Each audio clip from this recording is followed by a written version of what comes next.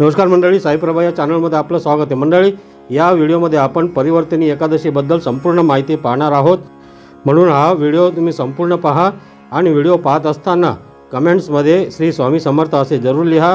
आणि हा व्हिडिओ जर तुम्हाला आवडला तर या व्हिडिओला लाईक करा, शेअर करा आणि आपल्या या चॅनलला सबस्क्राईब जरूर करा।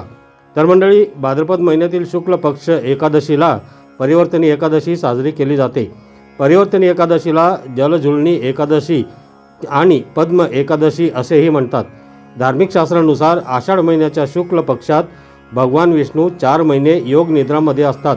त्यानंतर भाद्रपदाच्या शुक्ल पक्षातील एकादशीला ते कुस बदलतात, म्हणून या एकादशीला परिवर्तनी एकादशी असे म्हणतात। एकादशीचे व्रत विशेषतः उपवास आणि उपासनेसाठी ओळखले जाते। हे व्रत भगवान विष्णूंच्या पूजेला समर्पित आहे आणि मोठ्या श्रद्धेने आणि भक्तिभावाने हे व्रत पाळले जाते। मान्यतेनुसार या दिवशी कोणत्याही शुभ योगात पूजा केल्यास भगवान विष्णूची कृपा अधिक वाढते, व्यक्तीचे दुःख दूर होतात, जीवनात शांती, सुख आणि समृद्धी प्राप्त होते।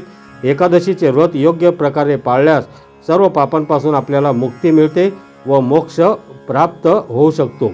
तर आता पाहूया परिवर्तनी एकादशीची तिथी आणि शुभ मुहूर्त।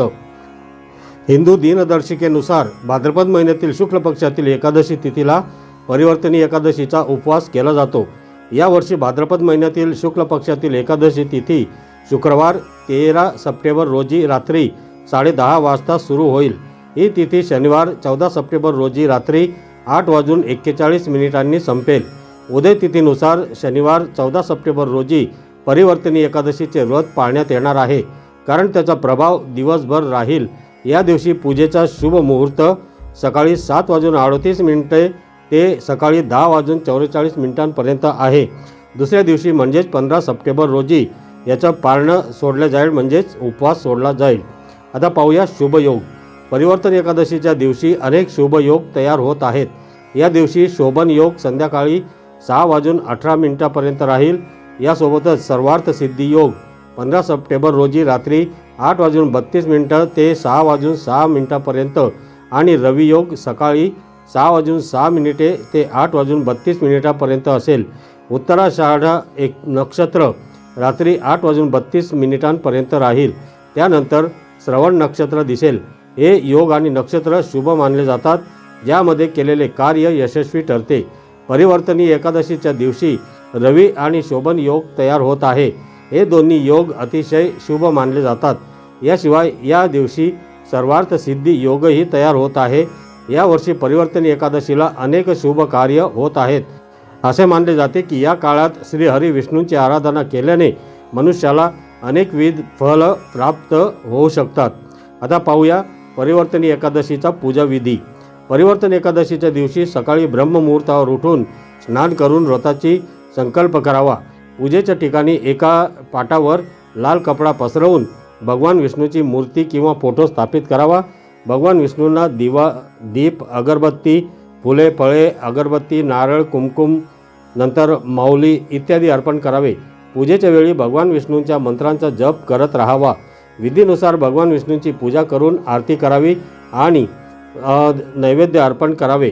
पूजा आणि आरतीनंतर परिवर्तनी एकादशीची कथा जरूर ऐकावी। कथा ऐकल्यानंतर तुमची इच्छा पूर्ण होण्यासाठी देवांकडे प्रार्थना करावी। पूजा संपल्यानंतर गरीब आणि गरजूंना अन्न, कपडे इत्यादी दान जरूर करावे।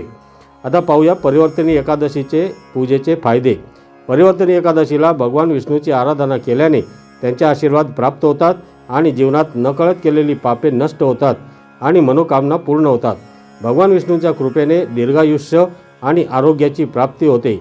परिवर्तनी एकादशीला भगवान विष्णूंची पूजा करून लोक मोक्ष प्राप्त सुद्धा करू शकतात। आता पाहूया परिवर्तनी एकादशीच्या दिवशी काय करावे। परिवर्तनी एकादशीच्या दिवशी विधीनुसार भगवान विष्णूंची पूजा करावी। या एकादशीला उपवास ठेवावा आणि उपवास तुम्हीही करू शकता। उपवासात तुम्ही काही फळे आणि दुधाचे सेवन करू शकता। दिवसभर मनात विष्णू सहस्रनाम, श्रीसूक्त, विष्णूंचा कुठल्याही मंत्राचा जप इत्यादींचा जप जरूर करावा। परिवर्तनी एकादशीची कथा ऐकावी आणि गरजूंना दान जरूर करावे।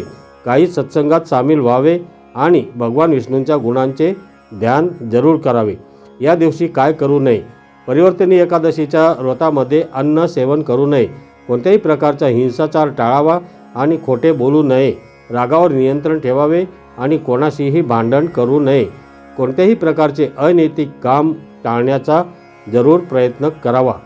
ज्योतिषशास्त्रानुसार परिवर्तनी एकादशीला कोणत्या गोष्टींचे दान करावे? परिवर्तनी एकादशीच्या दिवशी खालील गोष्टींचे दान करणे शुभ मानले जाते। या दिवशी गरिबांना अन्नदान करणे अत्यंत पुण्यकारक मानले जाते। गरजूंना वस्त्र, पैसा, फळे, दूध दान केल्याने भगवान विष्णू तसेच पितरांचा आशीर्वाद प्राप्त होतो। याशिवाय धार्मिक पुस्तकांचे दान केल्याने ज्ञान वाढते। या वस्तू फक्त ब्राह्मण, गरीब, अनाथ आणि आजारी लोकांना दान जरूर कराव्यात। आता पहिला आहे अन्नधान्य दान करणे। परिवर्तनी एकादशीला तांदूळ, गहू, डाळी इत्यादी अन्नधान्याचे दान करणे अत्यंत शुभ मानले जाते। असे मानले जाते की असे केल्याने घरात कधीही अन्नाची कमतरता भासत नाही। नंतर जलदान म्हणजे पाण्याचे दान। पाणी आणि अन्न दान हे सर्वात मोठे दान मानले जाते। मान्यतेनुसार पाणी दान केल्याने मनुष्य मोक्ष प्राप्त करतो, त्यामुळे एकादशीला जलदान करणे चांगले मानले जाते। नंतर आहे वस्त्रदान करणे। परिवर्तनी एकादशीला वस्त्रदान करणे देखील शुभ मानले जाते। या दिवशी पिवळे कपडे आणि ब्लँकेट वगैरे दान करावे। असे केल्याने मनोकामना पूर्ण होतात असे मानले जाते। नंतर धन किंवा पैसे दान करणे। परिवर्तनी एकादशीला एखाद्याने आपल्या क्षमतेनुसार गरजू व्यक्तीला पैसे दान केले पाहिजेत। फळांचे दान, केळी, सफरचंद, संत्री इत्यादी फळांचे दान परिवर्तनी एकादशीला करावे। या दिवशी फळांचे दान करणे शुभ मानले जाते। नंतर मिठाईचे दान। परिवर्तनी एकादशीला मोतीचूर लाडू, पेढे इत्यादी मिठाई दान करणे देखील खूप शुभ मानले जाते, त्यामुळे या दिवशी मिठाईचे दानही करावे। परिवर्तनी एकादशीला तुळशीचे रोप दान करणे खूप शुभ मानले जाते। नंतर पुस्तकांचे दान।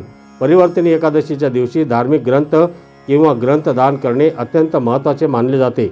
शक्य असल्यास या दिवशी धार्मिक पुस्तकांचे दान करावे। असे मानले जाते की असे केल्याने भगवान विष्णूंची कृपा प्राप्त होते। आता पाहूया परिवर्तनी एकादशीच्या उपवासात काय खावे। फळे, तुम्ही सफरचंद, नाशपाती, संत्री, द्राक्ष यासारखे फळे खाऊ शकता।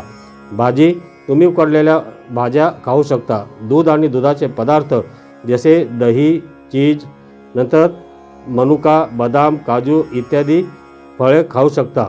नंतर आहे साबुदाणा, तुम्ही साबुदाण्याची खीर किंवा खिचडी बनवून खाऊ शकता। आता पाहूया परिवर्तनी एकादशीच्या व्रतामध्ये काय खाऊ नये। भात, चपाती, रोटी, डाळी इत्यादींचे सेवन करू नये। मांसाहार अजिबात करू नये। मीठ, आपलं जे साधं मीठ आहे ते मीठ घेऊ नये, किंवा मीठ जर तुम्हाला वापरायचंच असेल तर आपलं ते सेंदळ मीठ ते वापरावे। नंतर जास्त तेलकट, तुपकट खाऊ नये। तसेच कांदा आणि लसूणसुद्धा खाण्यास मनाई आहे। आता पाहूया परिवर्तनी एकादशीचे पारणे कसे सोडावे। जर तुम्हाला परिवर्तनी एकादशीचे व्रत सोडायचे असेल तर दुसऱ्या दिवशी सूर्योदयानंतर उपवास सोडावा लागेल। उपवासाच्या दिवशी पारण करणे योग्य मानले जात नाही, यामुळे लोक त्यांचे व्रत पूर्ण मानत नाहीत आणि तुमच्या सर्व अपेक्षाही अपूर्ण राहतात। त्यामुळे 15 सप्टेंबरला परिवर्तनी एकादशीच्या दुसऱ्या दिवशी सूर्योदयानंतरच परिवर्तनी एकादशीचा उपवास सोडावा। तर मंडळी, तुम्हाला ही माहिती कशी वाटली कमेंट करून नक्की सांगा।